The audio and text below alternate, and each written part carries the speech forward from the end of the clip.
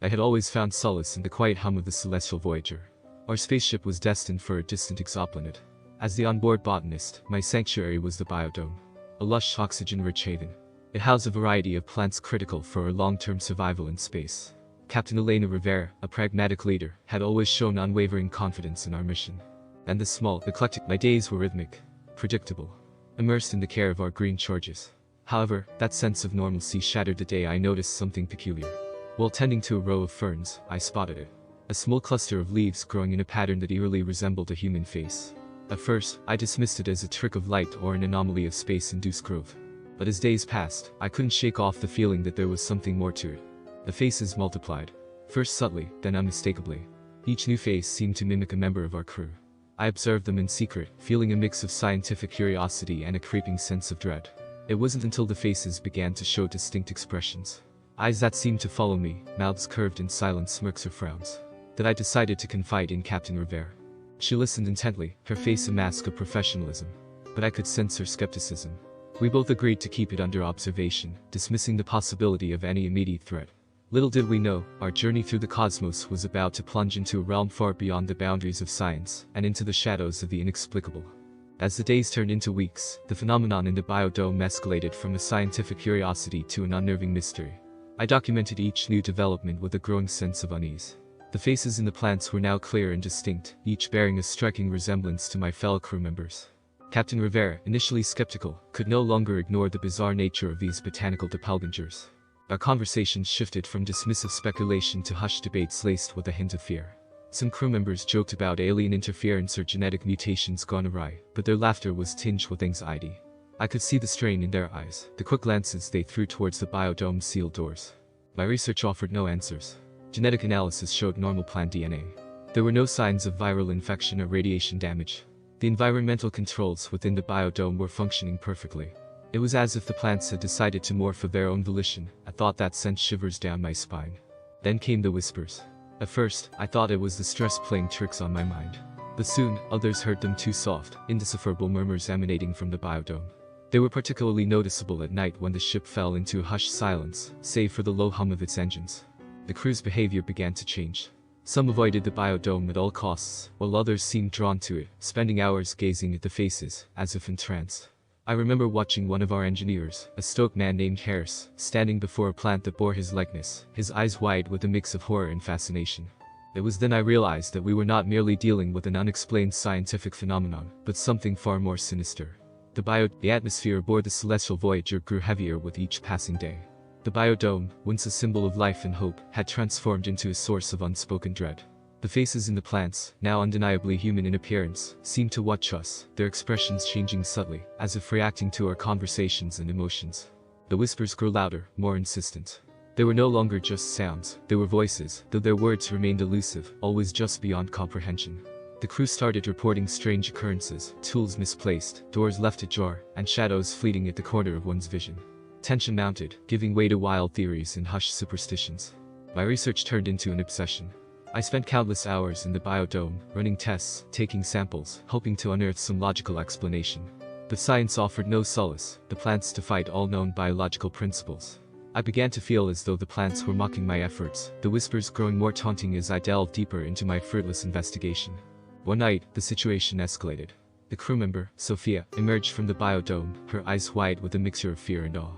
She claimed the plants had spoken to her, delivering messages from her deceased brother. Her words sent a chill through the crew, a mix of disbelief and eerie wonder.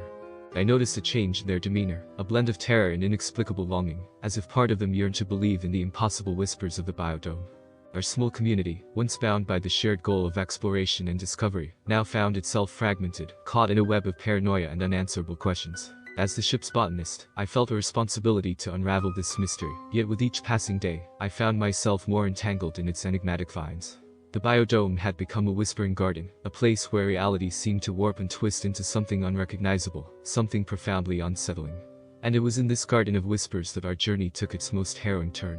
The turning point came unexpectedly, shattering the fragile semblance of normalcy we had clung to.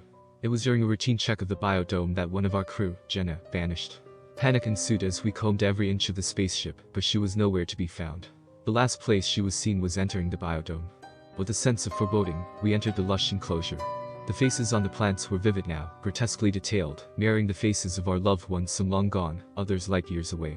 The air was thick with the whispers, now almost voice-like, but their words remained maddeningly indistinct. We searched amidst the foliage, calling out for Jenna. It was then that I noticed something. The plants seemed to react to our presence, their leaves rustling in a non-existent breeze, their faces turning ever so slightly towards us as we passed.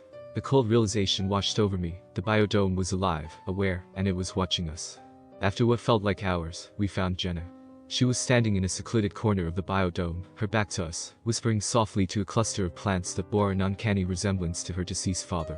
She seemed entranced, her voice a harmonious echo to the whispers around us. As we approached her, the atmosphere shifted. The plants began to move, not just rustling, but coiling and writhing as if agitated. Jenna turned to us, her eyes hollow, her expression one of rapture and terror. "They have messages for us," she murmured, from the other side. Before we could react, the plants lashed out. Vines whipped through the air, thorns glistening menacingly. We were in a fight for our lives against an adversary we did not understand, one that defied the laws of nature as we knew them. With great difficulty, we managed to extricate Jenna and retreat from the biodome. The door sealed behind us with a hiss, leaving us panting, shaken, and more divided than ever. The Whispering Garden had shown its true nature, and it was far more malevolent than any of us could have imagined. As I looked around at my crewmates, their faces etched with fear and confusion, I realized that our mission had irrevocably changed. We were no longer explorers charting new frontiers, but survivors, clinging to sanity on a ship haunted by whispers and shadows. In the aftermath of the harrowing encounter in the biodome, a heavy pall settled over the celestial Voyager. The once vibrant and bustling spaceship felt like a tomb, its corridors echoing with unspoken fears and suspicions. The biodome was quarantined, its once revered life-giving presence now a source of dread and mystery. Captain Rivera, visibly shaken yet resolute, faced a daunting decision. The biodome, despite its malevolent transformation, remained an essential part of our life support system, providing oxygen and food. To destroy it would jeopardize the mission and our survival. But to leave it intact posed an unknown threat, possibly even greater. In the days that followed, we noticed subtle changes aboard the ship. Instruments malfunctioned in inexplicable ways, life support readings fluctuated without cause, and shadows seemed to linger longer than they should in the corners of rooms. It was as if the biodome, or whatever intelligence now resided within it, was extending its influence beyond the glass walls that contained it. The crew's morale deteriorated rapidly. Paranoia took root, with accusations and wild theories being whispered in the dimly lit mess hall. Sleep became elusive, haunted by nightmares of whispering vines and faces contorting in silent screams. I, too, felt the strain. The rational part of me struggled to maintain a scientific perspective, to find a solution. But the encounters in the biodome had left a deep scar. The boundaries between science and the unknown had blurred, and I found myself questioning the very nature of reality as we traversed the endless void of space. Our mission, once a bold venture into the unknown, now felt like a desperate struggle for survival. The celestial Voyager continued its journey, but the destination seemed irrelevant compared to the immediate threat lurking within. The biodome, with its whispering inhabitants, had become a constant reminder of our vulnerability and the unfathomable mysteries of the cosmos. We were adrift, not just in space, but in the vast, uncharted territories of fear and the unknown. The final decision regarding the biodome fell heavily on Captain Rivera's shoulders. After much deliberation, she resolved to isolate the biodome completely, but not destroy it. The risk of compromising the ship's life support system was too great. We reinforced the seals and put in place strict protocols, ensuring no one could enter without explicit authorization. Life aboard the celestial Voyager had changed irrevocably. The whispers from the biodome, though muffled by the sealed doors, still reached us in the quiet hours, a haunting reminder of the unknown that thrived within. We continued our daily routines, but the shadow of the biodome loomed over every task, every conversation. As time passed, a new normalcy settled in, a tense equilibrium between fear and necessity. But the sense of unease never fully dissipated. We were constantly aware of the fragile barrier that separated us from the incomprehensible entity we had nurtured. The story of our encounter with the Whispering Garden of the Cosmos became a whispered legend among the crew, a chilling reminder of the mysteries that lay beyond the realms of science and understanding. Then came the day a new crew member boarded the celestial Voyager. The moment I saw him, my blood ran cold. He bore an uncanny resemblance to one of the faces in the biodome, a face that had haunted my dreams more than once. His arrival reignited the smoldering embers of fear and speculation among the crew. Was this mere coincidence, or did it hint at a deeper, more sinister connection between us and the entity in the biodome?